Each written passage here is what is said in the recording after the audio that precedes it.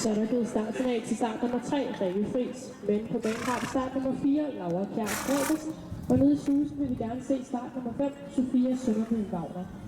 Forrige rytter start nummer 2, Rebecca Kohler, slutter anden fase. Fejlfrit i tiden 24:28.